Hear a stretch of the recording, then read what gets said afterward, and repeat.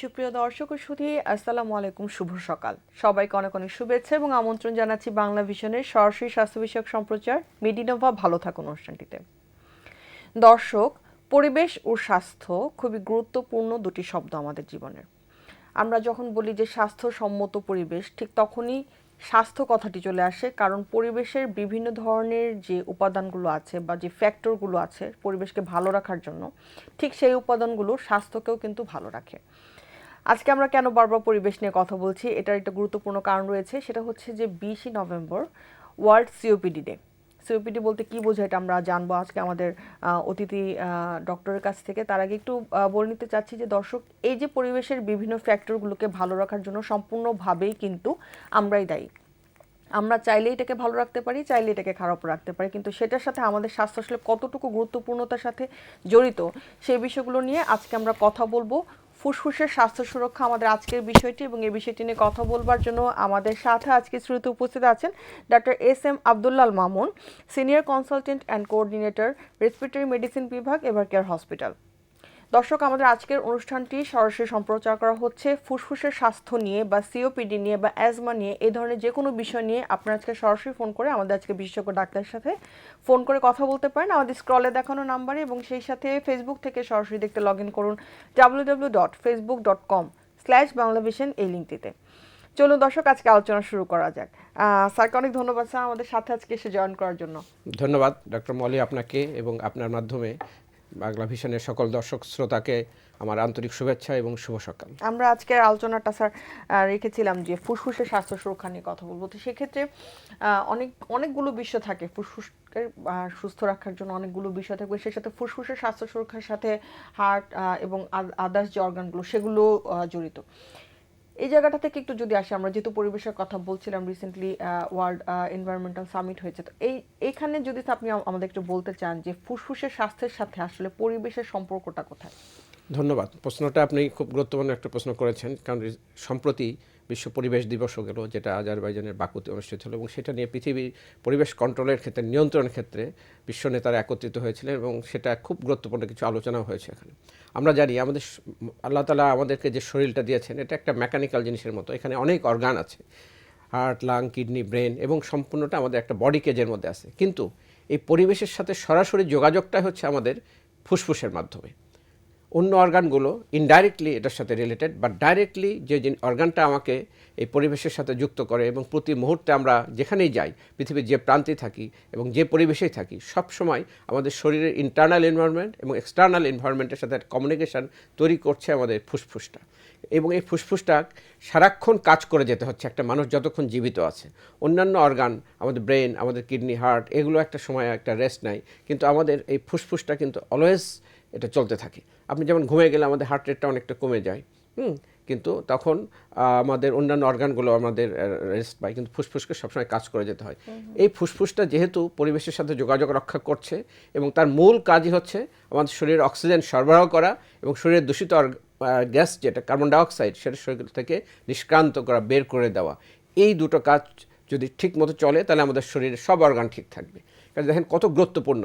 এবং আমরা যদি এক সেন্সে বলতে পারি, শরীরের সবচেয়ে গুরুত্বপূর্ণ অর্গানটাই হচ্ছে ফুসফুস। এই ফুসফুসকে সুস্থ রাখা এবং ফুসফুসকে ঠিক রাখা, এটাও কিন্তু একটা গুরুত্বপূর্ণ কাজ, এবং এটা আমাদের সকলের দায়িত্ব। এবং আমরা মানুষ প্রত্যেককে ব্যক্তিগতভাবে আমাদের ফুসফুসকে ঠিক রাখার জন্য আমরা যেমন চেষ্টা করব, এবং আমাদের দায়িত্ব সকলের ফুসফুসকে ঠিক রাখার জন্য এই বায়ুমণ্ডলটাকে, আমাদের পরিবেশটাকেও একটা নির্দিষ্ট মাত্রায় সুন্দর রাখা। আচ্ছা, এই জায়গা থেকে যদি একটু আসি, যে আমরা কথা বলছিলাম যে 20 নভেম্বর আজকে আমরা একটা গুরুত্বপূর্ণ বিষয় নিয়ে আলোচনা করব, COPD, chronic obstructive pulmonary disease. আমরা যদি বলি দর্শকদের উদ্দেশ্যে সহজভাবে বলার জন্য যদি একটু স্যার বলেন যে আসলে সিওপিডি বলতে কি বোঝায়? সিওপিডিটা ফুসফুসের যে অসুখটা, যে মূলত আমাদের ফুসফুসের দুটো অংশ, একটা হচ্ছে ফুসফুস প্রপার, একটা হচ্ছে শ্বাসনালী, ইয়ারওয়ে এবং লাংস। যেটা তো ফুসফুসের যে শ্বাসনালীটা, এই শ্বাসনালীটা মূলত আমাদের বাতাসটাকে ভিতরে নিয়ে যায় এবং বাতাসটাকে ভিতরে নিয়ে আসে। এই নালীটার একটা নির্দিষ্ট ক্যালিবার আছে, এবং সেই ক্যালিবারটা দিয়ে বাতাসটা যাতায়াত করে। যদি এটা ন্যারো হয়ে যায়, চিন্তা করে দেখুন যেদিক দিয়ে বাতাস যাচ্ছে এবং বাতাস আসতেছে বের হয়ে যাচ্ছে, এটা যদি ন্যারো হয়ে যায়, শুরু হয়ে যায়, তাহলে কি হবে? একটা মানুষ অনেক কষ্ট পাবে এবং দিক দিয়ে বাতাস টানতে গেলেও সে কষ্ট পাবে, বাতাস বের হতে গেলে মূলত বাতাস বের করতে যেয়ে বেশি কষ্ট পায়। মূলত সিওপিডিতে যেটা ক্রনিক অবস্ট্রাকটিভ পালমোনারি ডিজিজ, এটা অ্যাব্রিভিয়েশন যদি আমরা ফুল ওয়ার্ড মিনিংটা দেখি, chronic obstructive pulmonary disease, obstruction মানে তো বুঝতে প্রতিবন্ধকতা, তাহলে শ্বাসনালীর যে প্রতিবন্ধকতা এটাই হচ্ছে এই সিওপিডিতে হয়। এবং এই প্রতিবন্ধকতা অন্য আরেকটা অসুখ যেমন অ্যাজমাতে হয় এবং সিওপিডিতে হয় এবং অন্য আরও অসুখও আছে, কিন্তু এই দুটো হলো মূলত অসুখ, অ্যাজমা এবং সিওপিডি, যেখানে শ্বাসনালীর প্রতিবন্ধকতা সৃষ্টি হয়। এই দুটোর মধ্যে সিওপিডি যেহেতু আমরা আজকে আলোচনা করব, সিওপিডির এই যে প্রতিবন্ধকতা যে শ্বাসনালীর, এটা কিন্তু প্রায় পার্মানেন্ট হয়ে যায়। আর অ্যাজমার ক্ষেত্রে for a time being, minute, second or hour, এরপরে আবার কিন্তু এটা ঠিক হয়ে যায়, তখন মানুষ ভুলেও যায়, যে বুঝতে পারে না যে তার প্রতিবন্ধকতা হয়েছিল, স্পাজম হলে এটা হয়। কিন্তু সিওপিডি যেহেতু সবচেয়ে গুরুত্বপূর্ণ ভূমিকা পালন করে এই ন্যারোয়িংয়ের ক্ষেত্রে, সেই জন্য আমাদের এটা নিয়ে আজকে আলোচনা আমরা রাখছি যে সিওপিডিতে আমাদের শ্বাসনালীটা ধীরে ধীরে ধীরে এত ন্যারো পর্যায়ে চলে আসে যে মানুষ তখন প্রথমে যে অনেক জোরে দৌড়াতো, পাহাড়ে উঠতো, সেটা থেকে বিরত হয়ে গেল, কিছু দূর ধীরে ধীরে হাঁটতে গেলেও সে শ্বাসকষ্ট পাচ্ছে, এমনকি একটা পর্যায়ে চলে আসে নিজের কাপড় চোপড় খুলতেও সে শ্বাসকষ্ট পায়, বা শুয়ে বসে থাকলে শেষ পর্যায়ে এসে সে প্রতিটা মুহূর্তেই সে কাউন্ট করতে পারে তার শ্বাসটা যে নিচ্ছে এবং ছাড়তেছে, এত কষ্ট হয়। সো এই সিওপিডি অসুখটার হচ্ছে chronic obstruction of the airway, শ্বাসনালীটা ন্যারো হয়ে আসে এবং এটা কিন্তু একদিনে ডেভেলপ করে না, ধীরে ধীরে ধীরে ধীরে বিভিন্ন ইরিটেন্ট সাবস্টেন্স, ইনফ্লেমেটরি সাবস্টেন্স এই লাংসের যে এয়ারওয়েটাকে, স্মুথ মাসলটাকে ঠিক করে ফেলে এবং এটার যে এক্সপানসাইল ক্ষমতাটাকে সেটা কমিয়ে ফেলে, ফলে এটা একদম পার্মানেন্ট ন্যারো হয়ে যায়। ফলে একটা মানুষের জীবনটায় তখন সে বেঁচে থাকে ঠিকই, কিন্তু তার প্রতিটা মুহূর্তে সে শ্বাসকষ্টে ভুগতে থাকে এবং সারা জীবনটা তার কষ্টকর হয়ে অনেক দাঁড়ায়। ব্যাহত হয়। এখানে স্যার যদি একটু বলি যে স্পেশালি যদি কারণগুলো আমরা ব্যাখ্যা করতে চাই আমাদের দেশের প্রেক্ষাপটে এবং আমাদের এই ঢাকা শহরের প্রেক্ষাপটে, মানে সিওপিডির এক্সাক্ট কারণগুলো আসলে কি থাকছে? হ্যাঁ, আমরা তো আগেই বললাম যে শ্বাসনালীকে যদি আমরা, শ্বাসনালীর যে পথটা, এটাতে কি থাকে, মিউকাস থাকে এবং স্মুথ মাসল থাকে, যেটা এই শ্বাসনালীর পথটাকে নিয়ন্ত্রণ করে, এটা সংকোচন প্রসারণটাকে। তো এই যে পথটাকে যদি সারাক্ষণ যদি খোঁচানো হয়, ইরিটেট করা হয় কোনো কিছু দিয়ে, কোনো কোনো সাবস্টেন্স, সেটা গ্যাসাস হতে পারে, পার্টিকুলেট ম্যাটার হতে পারে, ইনফেক্টিভ হতে পারে, এই শ্বাসনালীটাকে যদি বারবার ইরিটেট করা হয়, তখন এটা প্রতিক্রিয়া হিসাবে এখানে হাইপারপ্লাসিয়া এবং হাইপারট্রফি হয়ে যায় স্মুথ মাসলগুলো, ফলে এটা ন্যারো হয়ে যায়। তাহলে কী দিয়ে এগুলো হতে পারে? তার মধ্যে যদি আমরা চিন্তা করি, এক নম্বরে কিন্তু রাখতে হতো যেটা হয় সেটা হচ্ছে ধূমপানকে। কারণ একটা মানুষ যে ধূমপান করে, একটা কেন ধূমপান করে? ধূমপান করে হয়তো একটা জিনিসের জন্য, সেটা আমরা সকলে জানি, নিকোটিন।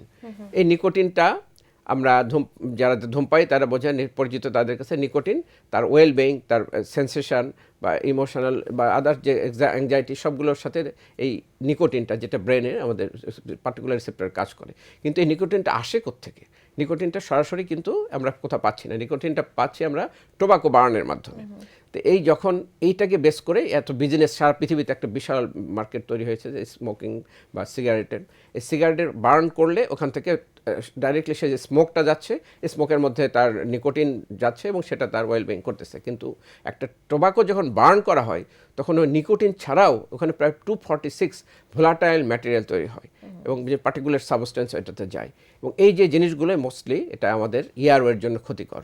এবং এই নিকোটিন সরাসরি যদি কেউ নিকোটিন নেয়, nicotine is not race for health or others, আমাদের ইয়ারওয়ের জন্য। কিন্তু নিকোটিনের সাথে যে জিনিসগুলো, এগুলো মূলত ইয়ারওয়েকে বারবার ইরিটেট করতেছে, ইনফ্লেম করতেছে। এবং এই নটোরিয়াস ম্যাটেরিয়ালগুলো শুধু আমাদের ইয়ারওয়ে না, এটা যদি আমাদের শরীরে ব্লাডের রক্ত চলে যায়, তাহলে অন্যান্য অর্গানগুলোকে ওটা এফেক্ট করে।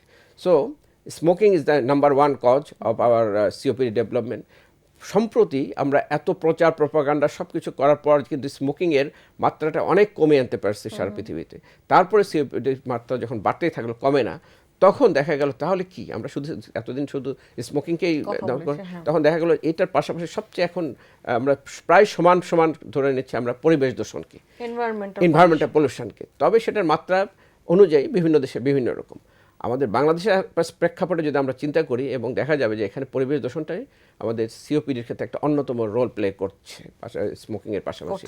কারণ এই বাতাসে আমাদের বিভিন্ন ধরনের নক্সিয়াস ম্যাটেরিয়াল এবং পার্টিকুলার ম্যাটেরিয়াল, গ্যাসেস ম্যাটেরিয়াল থাকে, যেগুলো ইয়ারওয়েতে আমরা ইনহেল করার সময় ইয়ারওয়েকে ইনফ্লেম করে এবং গ্রাজুয়ালি এটা সেই আগের মতো আমি যেটা বললাম hypertrophy hyperplasia of the small muscle করে, এবং এটাও আমাদের সিওপিডি ডেভেলপমেন্টে বিরাট ভূমিকা পালন এখানে করছে। স্যার সিওপিডি নিয়ে যেহেতু আমার একটা কথা এসেছে, তো আমরা অনেক সময় অনেকের প্রশ্ন থাকে যে সিওপিডি এবং দেখা যায় অ্যাজমার যে সাইন সিমটমস বা লক্ষণ উপসর্গগুলো একই টাইপের থাকে, তো সেই ক্ষেত্রে কি আমরা অ্যাজমা বা সিওপিডিটাকে আসলে কিভাবে পার্থক্য করতে পারি, বা যাদের অ্যাজমা আছে তাদেরই কি সিওপিডি হয় কিনা? খুব গুরুত্বপূর্ণ একটা প্রশ্ন করেছেন, কারণ এটা আমাদের মেডিকেল প্র্যাকটিশনারদের মধ্যে, বিশেষ করে জুনিয়র ডক্টর যারা আমাদের প্রথমে যে রোগীরা দেখেন বা জিপিস্ট এবং আমাদের অন্যান্য স্পেশালাইজেশনে যারা আছেন আমাদের পালমোনোলজিস্টদের বাইরে, তাদের মধ্যে এটা খুবই একটা ভুল হয়। এবং আমরা বরাবরই দেখি যে যারা আমাদের কাছে রোগী আসে তাদেরকে অ্যাজমাকে সিওপিডি বা সিওপিডিকে অ্যাজমা রাখা হচ্ছে মূলত।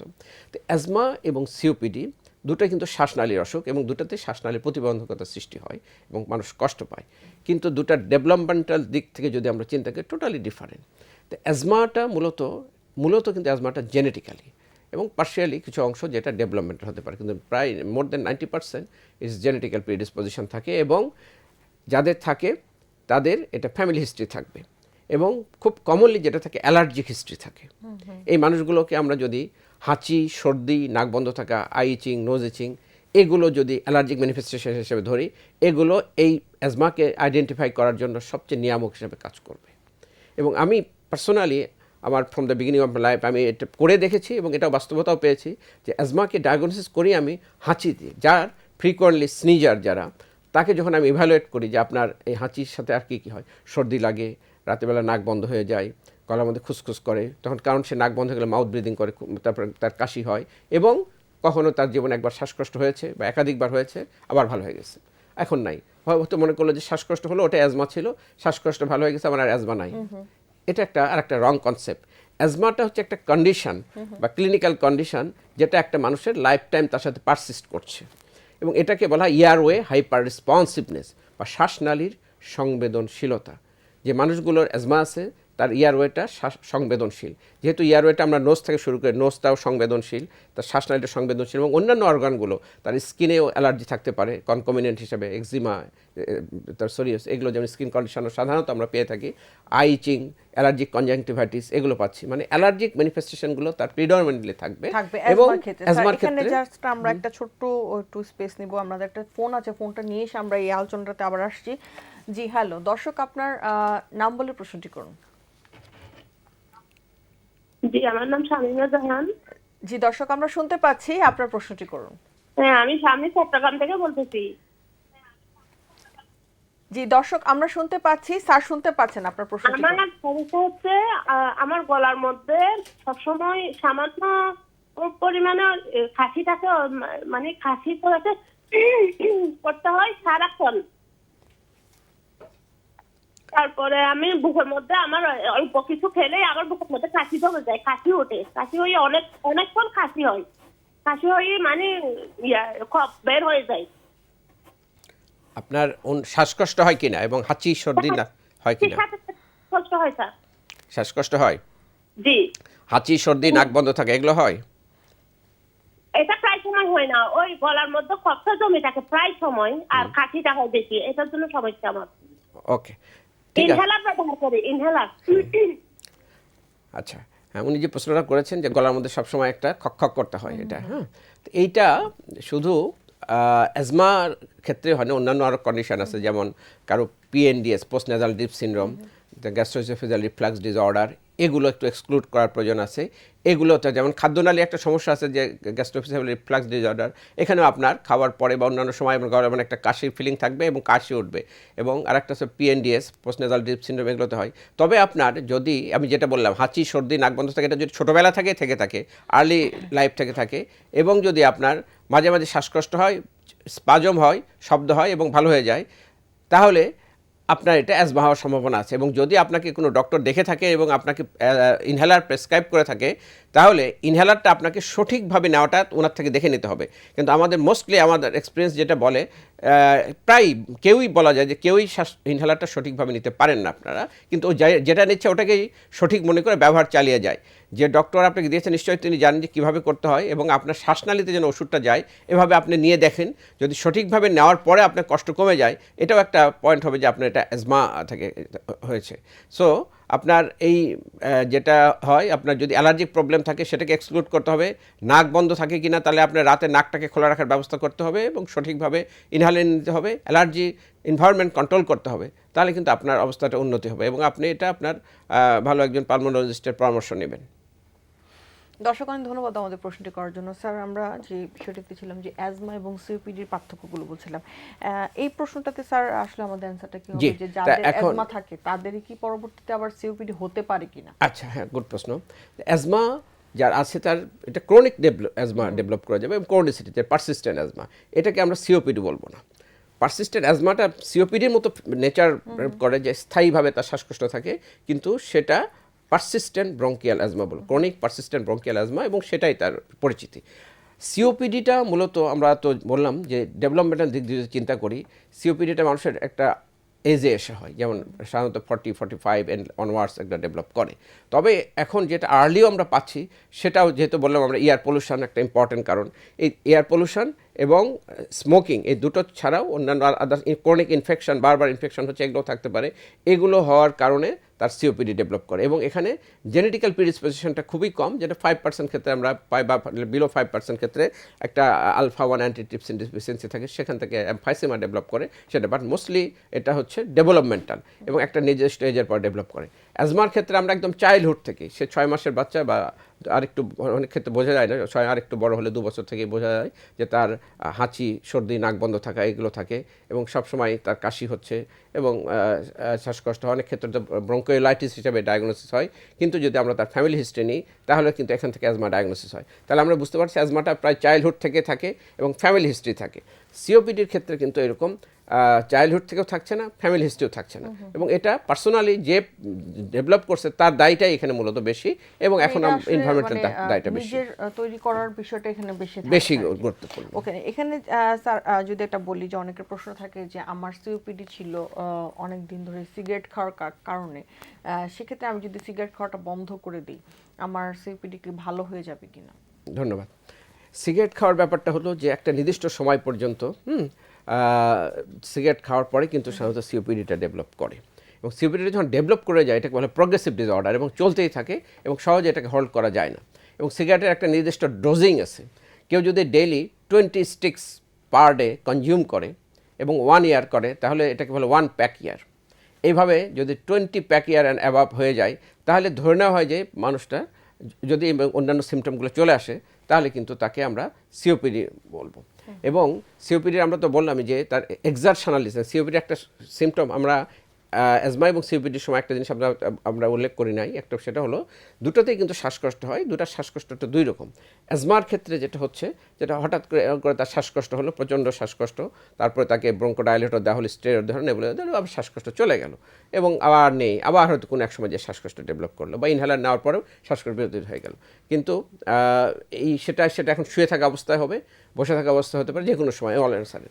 কিন্তু সিওপিডির ক্ষেত্রে যে শ্বাসকষ্ট হয় এক্সারশনাল ডিসনে বলা হয়। এই মানুষগুলো বরং শুয়ে বসে থাকলে ভালো থাকে, এবং হাঁটতে গেলে বা সিঁড়িতে উপরে উঠতে গেলে হরান হয়ে যাচ্ছে, তখন তার শ্বাসকষ্ট হচ্ছে। এটাকে বোঝার উপায়, আমরা একজন দর্শক আছেন আমাদের সাথে, তার ফোনটি নিয়ে আবার আলোচনা আসছে। জি হ্যালো দর্শক, আপনার নাম বলে প্রশ্নটি করুন।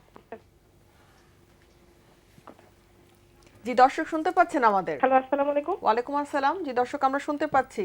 আমার নাম হচ্ছে কানিস ফাতেমা, আমি ঢাকা থেকে বলছিলাম। জি জি দর্শক, আচ্ছা, আমি আমার বাচ্চার বিষয়ে কথা বলতে চাচ্ছিলাম। আমার ছেলের বয়স 14 বছর। ওর হচ্ছে সবসময় সর্দি লেগে থাকে, নাকে পানি পড়ে, কন্টিনিউ নাকে পানি পড়ে, আর কাশি লেগে থাকে মাঝে মাঝে। 14 বছরের যেহেতু একটা ছেলে, ওর যে প্রবলেমটা, এটা অ্যাজমা হওয়ার পসিবিলিটি আমি বেশি মনে করি। এটাকে যদি ইভ্যালুয়েট করা হয় অ্যাজমা হওয়ার পসিবিলিটি, সেক্ষেত্রে যে প্রশ্নটা করলাম, এটা যদি ওনার ফ্যামিলি হিস্ট্রি থেকে মা অথবা বাবা যে কোনো একজন, বা তার ফ্যামিলিতে, অনেক সময় দেখা গেল ওর মা তার নেই বা বাবার কারণে, কিন্তু মার ফ্যামিলিতে আছে।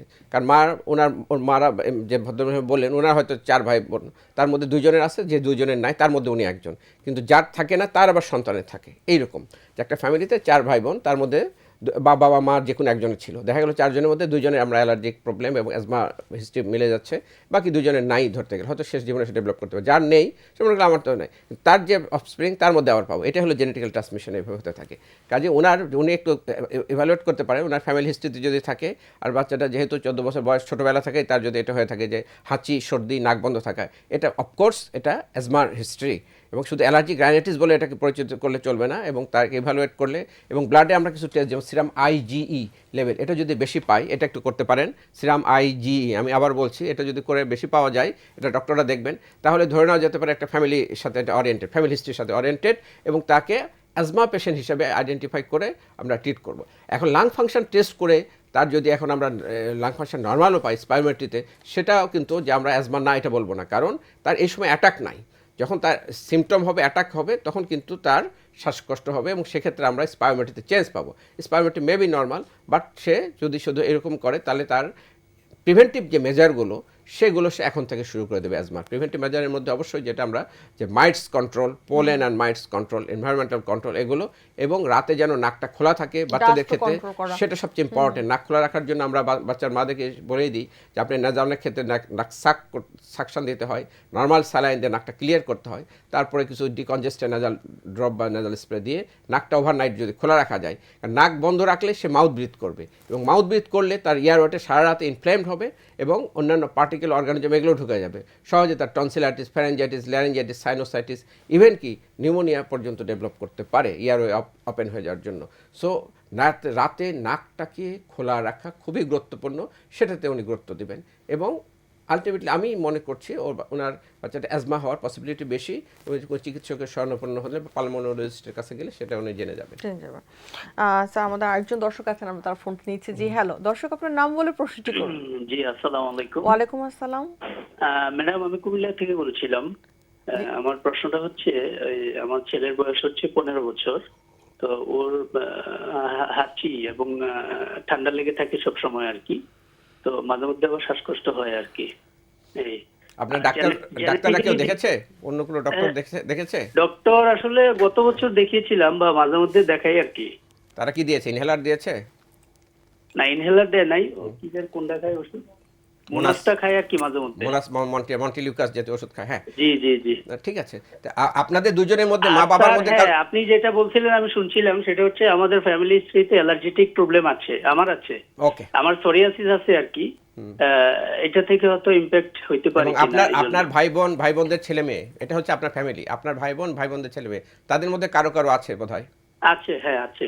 That's good. এটাই যথেষ্ট। একটা আমি অ্যাজমাকে এইভাবে স্কোরিং করি যাদের এই ফ্যামিলি হিস্ট্রি আছে, এবং আপনার ছেলের ক্ষেত্রেও অ্যাজমা এটা হওয়ার পসিবিলিটি বেশি। এবং অ্যাজমা হওয়া কোনো ব্যাপার না, অ্যাজমাকে কোনো অসুখ মনে করবেন না। অ্যাজমাটা হচ্ছে একটা কন্ডিশন, যেটা লাইফ টাইম পার্টনারের মতো, ফ্রেন্ডের মতো, এটাকে আমরা চালা যেতে পারি উইদাউট এনি ডিফিকাল্টি, যদি আমরা সচেতন হই। তো আপনার বেবির ক্ষেত্রেও সেটা ধরে নিতে হবে। ওই যেটা বললাম, ওটা রাতে নাকটাকে খোলা রাখা ইনশিওর করার মেইন চ্যালেঞ্জ। এটা যদি আপনি ইনশিওর করতে পারেন তাহলে 50% কষ্ট এটাতেই চলে যাবে। মূল প্রবলেমটা হয় নাক বন্ধ, মাউথ ব্রিদিংয়ের ফলে।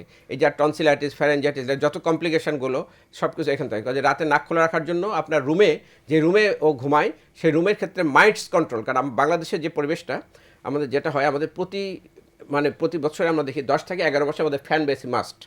কিন্তু আমেরিকা, ইউরোপ, কানাডা বা যে কোনো দেশগুলোতে সারা বছর হতে লাগে, হয়তো 1 মাস লাগে। যখন আমরা একটা বদ্ধ রুম, ফ্যান বেশি ঘুরতেছে, বাতাসটা পার্কুলেশন হয়, এবং এটার সাথে রুমে যে এই মাইটসগুলো ঘুরতে থাকে, এবং যাদের এই অ্যালার্জিক প্রবলেম ফ্যামিলি হিস্ট্রি আছে তাদেরই শুধু রাতে নাকটা বন্ধ হয় ডিউ টু মাইটস সেন্সিটিভিটির কারণে। কারণ অ্যাজমা পপুলেশনের জন্য নাম্বার 1 অ্যালার্জি হচ্ছে mites, second pollen and others আছে। তো মাইটসটাকে কন্ট্রোল করতে হবে। মাইটস কন্ট্রোলের উপায়টা আমি আমার টকশোতে বলে থাকি যে আমাদের রুমে যে মাইটসগুলো হয়, এটা আসে মূলত আমাদের হিউম্যান স্কিন সেল, আমরা যেটা আমাদের শরীর থেকে ডিজেনারেট করি ডেইলি, সেটা থেকে। আমাদের একটা পূর্ণবয়স্ক মানুষ আমার শরীর থেকে প্রতিদিন প্রায় 1 মিলিয়ন বা 10 লক্ষ সেল ঝরে ফেলে এবং সমপরিমাণ জন্ম নেয়। এই জন্য আমাদের স্কিনটা একই রকম থাকে। এটা হচ্ছে একটা জিনিস। এই যে সেলগুলো পড়ে, এটা সারাদিন বিভিন্ন জায়গায় পড়ছে, রাতে যখন আমরা ঘুমাই তখন এটা আমাদের বেডশিটের উপর পড়ে, এবং বেডশিটটা প্রতিদিন মানুষ দিনের পরিষ্কার পরিচ্ছন্নতা অংশ রুমের মধ্যে ঝাড়ে এবং ফ্লোর পরিষ্কার করে। যখন রুমে ঝাড়া হয় তখন এটা পর্দা, ছাদে, ওয়ালে চলে যাচ্ছে, ডেইলি এটা হ্যাপেন, এবং এটার থেকেই মাইটসগুলো জন্ম নেয়, এবং পরে রাতে এটা কাম ব্যাক টু আমাদের ফ্যানের বাতাসে। সো আমরা কী করবো, বিছানার চাদরটা ডেইলি ঘরের বাইরে ঝাড়বো, ধোয়া বা রোদে দেওয়া নয়, শুধু ঝেড়ে আবার পারবো, number 1। Second, no carpet in the bedroom. অ্যাজমার প্রিভেনশনগুলো এবং এই মেজারমেন্টগুলো স্যার আমরা আরেকটু বিস্তারিত শুনবো, তার আগে একটা ছোট বিরতি নিয়ে আসছি স্যার। আচ্ছা, সুপ্রিয় দর্শক, মেডিনোভা ভালো থাকুন অনুষ্ঠানটির এ পর্যায়ে সময় হয়ে এসেছে ছোট্ট একটি বিরতিতে যাবার। বিরতির পর ফিরে আসছি, থাকবেন আমাদের সাথেই।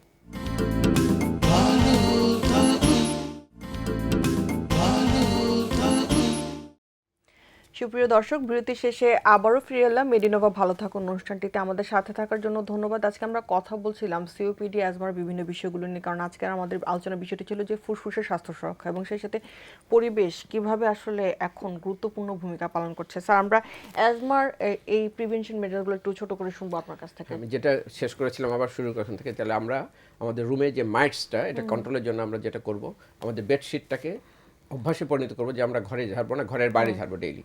Turn the bedsheet outside the room, ধোয়া আবার রোদে দেওয়া নয়, আমরা বিছানার ঝেড়ে আবার পারবো। সেকেন্ড হচ্ছে নো কার্পেট আর পাপোশ, এগুলো আমাদের বেডরুমে রাখবো না। থার্ড হচ্ছে প্রতিদিন যে একটা নির্দিষ্ট সময় জানলাগুলো আধা ঘন্টা, যেহেতু আমাদের একটা অভ্যাস এখন প্রয়োজনের তাগিদেই জানলা বন্ধ রাখা হয়, জানলাগুলো খুলে রেখে একটু ফ্যান ছেড়ে দেয় হাই স্পিডে, যাতে ভিতরে বাতাসটা বাইরে যাওয়ার সুযোগ পায়।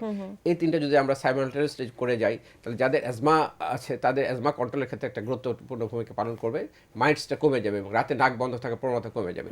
এছাড়া আমরা রাতে বাচ্চাদের ক্ষেত্রে মূলত নাক খোলা রাখার জন্য অনেক ক্ষেত্রে নর্মাল স্যালাইন স্প্রে বা ইরিগেশন, সাইনাস ক্লিনজার কতগুলো পাওয়া যায়, এগুলো ক্লিন করা, এবং ডিকনজেস্টেড নেজাল স্প্রে, কোনো কোনো ক্ষেত্রে আমরা স্টেরয়েড নেজাল স্প্রে দিই। এগুলো দিয়ে নাকটাকে যদি আমরা খোলা রাখতে পারি, তাহলে ট্রিটমেন্ট একটা বড় অংশ ওখানে পালিত হয়ে যায়। এরপরে যদি অন্যান্য এনভায়রনমেন্টাল কন্ট্রোলগুলো এবং অ্যালার্জি কন্ট্রোলগুলো করতে পারি, তাহলে কিন্তু অ্যাজমা আছে কিন্তু কখনো এক্সাজারেট হবে না। এরপরেও যখন তার আসলো কোনো কারণে তার অ্যাটাক হবে, তখন সেটার জন্য তো নির্দিষ্ট আমরা ইনহেলার, এবং ইনহেলার নিয়ে আমি সবসময় কথা বলে থাকি, যাকেই আমরা ইনহেলার প্রেসক্রাইব করব বুঝে শুনে করব, এবং ইনহেলারটা যেন প্রথম দিনে তাকে আমরা ডেমনস্ট্রেট করি। যে ডেমনস্ট্রেট করবেন, যে চিকিৎসক, যে পালমোনোলজিস্ট বা যে ফিজিশিয়ান, তার দায়িত্ব এটাকে ডেমনস্ট্রেট করা, শুধু বলে দাও না যে মুখে এইভাবে চাপ দিয়ে নেবেন বা সিগারেট যেভাবে এইভাবে নেবেন, তা না। এবং সে নিজে আগে জানতে হবে হাউ টু ইউজ, এবং কীভাবে নিলে এটা ব্রেথ হোল্ড টেকনিক, এবং এটা যেন এয়ারওয়েতে যায়, মুখে বা জিহ্বায় না পড়ে, এটা ইনশিওর করা তার দায়িত্ব। কারণ সবাই জানে, সবাইকে সারা জীবন ধরে নিচ্ছে, কিন্তু ওষুধগুলো সব জিহ্বা তালুই গলার মধ্যে পড়ে যায়, পার্টিকেলগুলো শ্বাস নালীতে 5%ও যায় না। এমনভাবে নিতে হবে যে এটা যেন আমাদের শ্বাস নালীতে যায়। সেজন্য আমি যে আমরা যেটা দেখাই যে আমাদের নাজল যেটা, এটা ঠোঁটের লিপের সাথে লাগালে কোনোভাবেই মুখে ঢুকবে না, এবং মুখের অ্যাপারচারটা একটা আঙ্গুলের ঢোকানোর মতো অ্যাপারচার থাকবে, মুখে এখানে প্রেস করবে এবং ডিপ ব্রেথ 4 থেকে 5 সেকেন্ড সে ডিপ ব্রেথ নেবে। শুরুতেই কিন্তু সে ব্রিথ আউট করে ভ্যাকুয়াম সৃষ্টি করলো এবং পরবর্তীতে শ্বাসটা টেনে নিল, তাহলে এটা এয়ারওয়েতে চলে যাবে। এইভাবে যদি সে নিতে পারে, তাহলে যে অ্যাজমার পেশেন্ট সে কখনোই বিপদে পড়বে না। ওর জন্য একটা রিলিভার থাকবে, যেখানে যে অবস্থা যে রিলিভারটা সে ক্যারি করবে, উইদিন 2 পাফস 3 পাফসের মধ্যে সে রিলিভ হয়ে যাবে, সে ফুললি রিলিভ হয়ে যাবে বলা যায়, যদি সে নিতে পারে ঠিক মতো। আর প্রিভেন্টিভটা যখন তার অ্যাটাক হচ্ছে, তখন সে কন্টিনিউ আমরা প্রায় 1 থেকে 2 মাস বা 3 মাস পর্যন্ত প্রিভেন্টিভটা চালিয়ে যেতে বলি, তারপরে যখন একদম কন্ট্রোলে থাকে তখন আবার আমরা বন্ধ করি। এইভাবে কিন্তু তার অ্যাজমাটাকে কন্ট্রোল করতে পারবো। স্যার, এখানে যে বিষয়টা আমরা আজকে কথা বলছিলাম যে সিওপিডি, আমরা বলছিলাম যে শুধুমাত্র স্মোকিং না, এখন পরিবেশ দূষণটা এখানে গুরুত্বপূর্ণ ভূমিকা পালন করছে। এই জায়গাটাতে যদি একটু বলেন স্যার, সিগারেট স্মোকিংটা হয়তো আমরা নিজেরা সেলফ কন্ট্রোল করতে পারছি, পরিবেশ দূষণের ক্ষেত্রে আমরা ব্যক্তিগতভাবে আসলে কি ভূমিকা নিতে পারি, যেটাতে আমাদের সিওপিডিটা অনেকাংশে আসলে প্রিভেন্ট করা সম্ভব? আমরা যদি যেটা বলেন ব্যক্তিগতভাবে এবং সার্বিকভাবে, যেটা হলো আমাদের সরকারিভাবে, গভর্নমেন্টভাবে বা ওয়ার্ল্ড লিডাররা যেটা করে থাকে, ব্যক্তিগতভাবে আমরা যখন যেখানেই দেখছি, আমরা ঢাকা সিটিতে বাস করছি এবং প্রায় আমরা ওদের টিভিতে এটা AQI যে এয়ার কোয়ালিটি ইন্ডেক্সটা দেখানো হয়, এবং যখন মাত্রাটা বেশি হয়ে যায় তখন প্রায় প্রতিদিনই এটা খবরে সকালের নিউজে আমরা দেখতে পাই। যখন এয়ার কোয়ালিটি ইন্ডেক্সটা অনেক বেশি, এখন ঢাকার এয়ার কোয়ালিটি ইন্ডেক্স 206 বা এরকম কাছাকাছি, কখন আমরা দেখেছি এটা 350 উপর ক্রস করে, যেটার মাত্রার চেয়ে অনেক বেশি, সহনীয় মাত্রার চেয়ে অনেক অনেক গুণ বেশি। যখন এরকম আমরা দেখব, তখন স্বাভাবিকভাবে আমরা ঘরে থাকার চেষ্টা করব। হ্যাঁ, আমরা যখনই দেখব যে এয়ার কোয়ালিটি ইন্ডেক্স অনেক বেশি ঢাকা সিটি, তখন আমরা ঘরে থাকার চেষ্টা করব বা গাড়িতে। সেটা আমরা স্যার কিভাবে জানতে পারি, সেটা জানার কি কোনো ওয়ে আছে কিনা, বা আমরা এটা এটা সাধারণত আমাদের টিভি নিউজগুলোতে এবং যারা মিডিয়াগুলোতে এটা এসে থাকে, এবং এটা আমরা নেটে চেক করলে, গুগল সে সার্চ দিয়ে আমরা জানতে পারি, এবং অনেক সময় মোবাইল স্ক্রিনে উঠে আসে, হ্যাঁ মোবাইল অ্যাপসে আমরা জানতে পারি। এটা করে আমরা সেইভাবে আমাদের ডেইলি কর্মসূচিটা নির্ধারণ করব।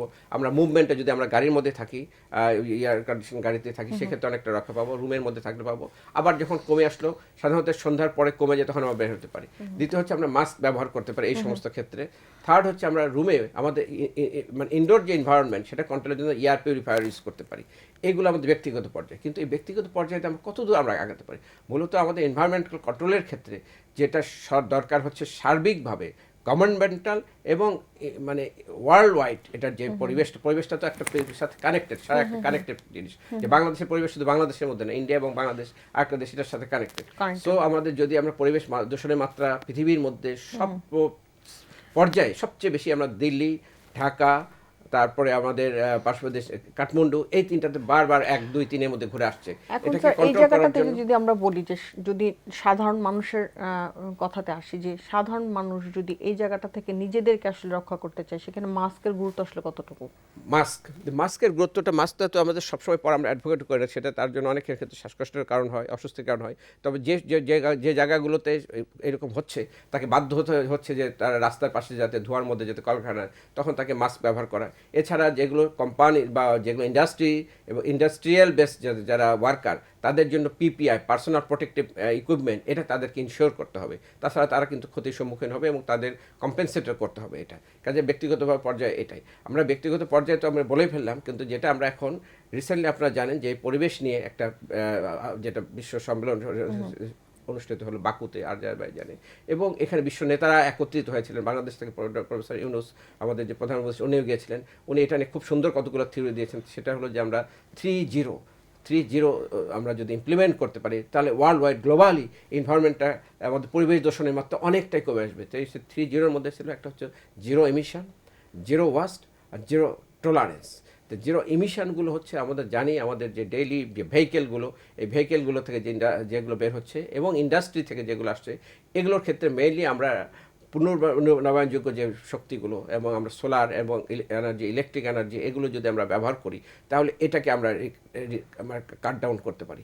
সো আমাদের এই জিরো এমিশনে যদি নিতে হবে, ফসিল ব্যবহারটাকে কমে দিতে, জীবাশ্ম ব্যবহারটাকে কমায় দিতে হবে এক। দ্বিতীয় হচ্ছে যে জিরো ওয়েস্ট, যে ওয়েস্ট প্রোডাক্টগুলো আমরা আমাদের থেকে নির্গমন করি, এগুলোকে রিসাইকেল করতে হবে। তাহলে আমাদের পরিবেশে যে জিনিসগুলো আসে তার মধ্যে সালফার ডাইঅক্সাইড, কার্বন ডাইঅক্সাইড এবং নাইট্রিক অক্সাইড, এগুলো মূলত ইন্ডাস্ট্রি এবং ইয়েগুলো থেকে আসে, আপনার ভেহিকেলগুলো থেকে আসে। আর এই যে আপনাদের ওয়েস্টগুলো থেকে যেগুলো আসে, গ্রিন হাউস গ্যাস আসে এবং মিথেন গ্যাস আসে। কাজে এই কয়েকটা 5টা যে গ্যাসের কথা বললাম, এগুলোকে আমাদের যদি পরিবেশে আমরা, এগুলো প্রত্যেকটাই আমাদের এয়ারওয়েকে ইরিটেট করে এবং সিওপিডির ক্ষেত্রে নিয়ামক হিসাবে কাজ করে।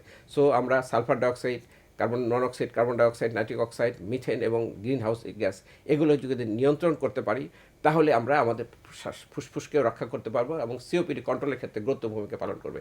থার্ড হচ্ছে আমাদের জিরো টলারেন্স। জিরো টলারেন্স বলতে এই যে দুটো বলা হলো, এটাকে ইমপ্লিমেন্টেশনের ক্ষেত্রে সকলের সদিচ্ছা থাকতে হবে এবং গভর্নমেন্ট, যে কোনো দেশের গভর্নমেন্টকে এগিয়ে আসতে হবে, লিডারদেরকে এগিয়ে আসতে হবে এবং তারা এটার ক্ষেত্রে জিরো টলারেন্স নীতি ঘোষণা করবে যে এটা করলে এটার জন্য পানিশমেন্ট এবং এটার জন্য যে ফাইন, সেগুলো থাকবে যদি আমরা পরিবেশটাকে দূষণ করি। কারণ পরিবেশ আমার একার না, আপনার একার না, এটা সারা পৃথিবীর মানুষের। এবং আমি যেটা করছি সেটা যে আরেকজন ক্ষতিগ্রস্ত হচ্ছে, অন্যজন যেটা করছে তার জন্য আমি ক্ষতিগ্রস্ত হচ্ছে। কাজে ইন্টারলিঙ্ক জিনিস।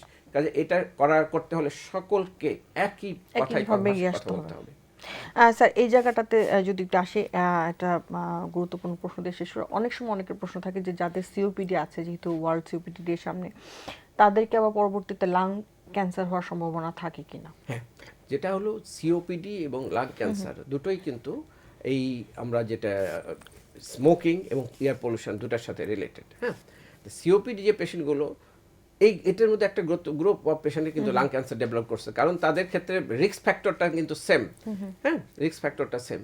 এবং আমরা আরেকটা জিনিস খেয়াল করেছি, যারা ধূমপান করেন না কিন্তু প্যাসিভ স্মোকিং এর শিকার হচ্ছেন।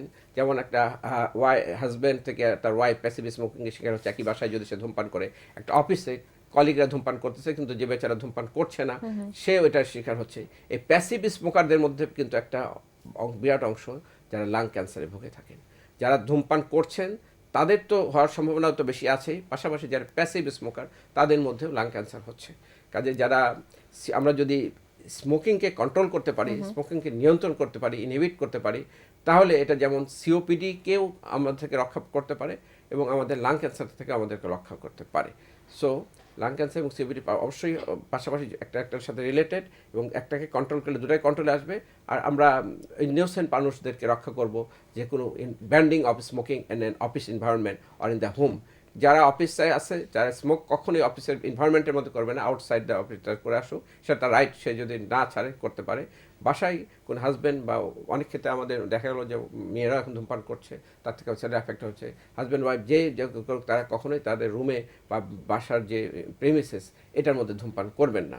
হ্যাঁ, বিশেষ সাথে শিশুরাও দেখা যাচ্ছে প্যাসিভ স্মোকিং। হ্যাঁ, যারা বাচ্চারা থাকতে তারাও এটার ক্ষতির সম্মুখীন হচ্ছে। কাজেই আমার কোনো রাইট নাই যে আমি নিজে ক্ষতি তো করবো, আরেকজনকে ক্ষতিগ্রস্ত করা।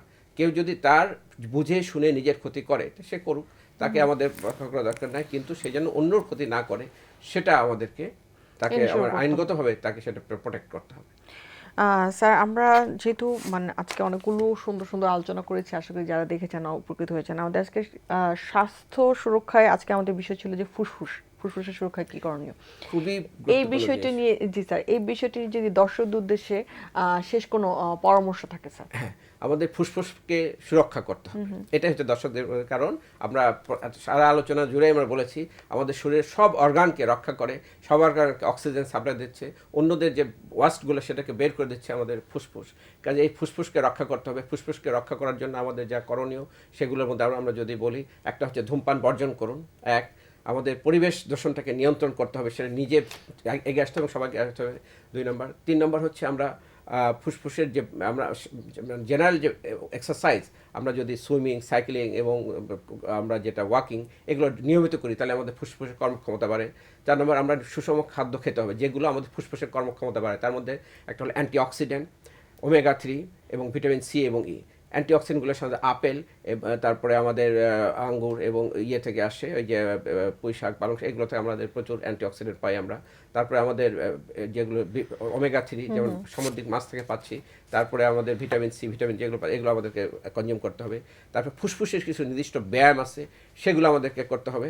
তারপর হচ্ছে আমাদের ফুসফুসে যেন ইনফেকশন না হয়, বিভিন্ন ধরনের যেগুলো ভাইরাল ইনফেকশন হচ্ছে সেটাতে রক্ষার জন্য আমাদেরকে নিয়মিত আমরা যদি প্রতি বছর একটা করে ফ্লু শট নিই এবং একটা নিউমোনিয়া ভ্যাকসিন নিই, ছোট করে, যেহেতু দর্শকদের উদ্দেশ্যে আমরা বলছি, ছোট করে ফুসফুসের ব্যায়ামগুলো কি স্যার একটু যদি আমাদেরকে বলে দেন। ফুসফুসের ব্যায়ামের গুলোর মধ্যে আমরা যেগুলো করি, যেগুলো ডিপ ব্রিদিং এক্সারসাইজ, আমরা লম্বাভাবে একটা শ্বাস নিলাম, শ্বাসটাকে ধরে রাখলাম, তারপরে ছেড়ে দিলাম, হ্যাঁ, এবং নির্দিষ্ট আসনে বসে প্রাণায়ামও বলা হয়। এছাড়া আমাদের যে কোস্টাল ব্রিদিং, ডায়াফ্রামেটিক ব্রিদিং এগুলো আছে। বিশেষ করে এগুলো আমাদের যাদের সিওপিডি ডেভেলপ করে গেছে তাদের ক্ষেত্রে, যে সেগুলোর মূল উদ্দেশ্য হচ্ছে আমাদের ফুসফুসের যে মাংসপেশিগুলো এটার কর্মক্ষমতা বাড়ানো এবং ফুসফুসের এক্সপান্সিবিলিটি এটাকে রক্ষা করা। এটার জন্য আমরা কতগুলো নির্দিষ্ট এক্সারসাইজ আছে, যেটা আমরা ডিভাইসের মাধ্যমে করতে পারি, ডিভাইস ছাড়াও করতে পারি। এগুলো সবগুলো উদ্দেশ্য আমাদের ফুসফুসের কর্মক্ষমতা বাড়ানো, সেটা আমরা করে আমাদের ফুসফুসকে ভালো রাখতে পারি। অনেক অনেক অনেক ধন্যবাদ স্যার আমাদের সাথে আজকে স্টুডিওতে এসে জয়েন করার জন্য, আপনার মূল্যবান বক্তব্য আমাদের সাথে শেয়ার করার জন্য। ধন্যবাদ ডক্টর মলি এবং আমাদের সকল দর্শক শ্রোতাকে এতক্ষণ আমাদের অনুষ্ঠান দেখার জন্য।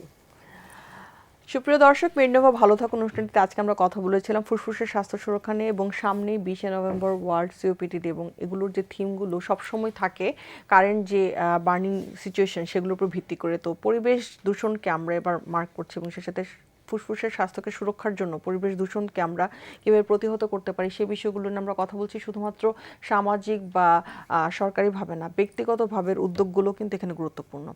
সো দর্শক যারা আমাদের সাথে ছিলেন, আশা করি তারা অনেক কিছু জানতে পেরেছে, এবং যারা দেখতে পারেননি তারা লিঙ্কটিতে গিয়ে আবার প্রোগ্রামটি দেখতে পারবেন। আবারও দেখা হবে আগামী পর্বে। ততদিন পর্যন্ত অপেক্ষায় থাকুন, সুস্থ থাকুন এবং অবশ্যই ভালো থাকুন।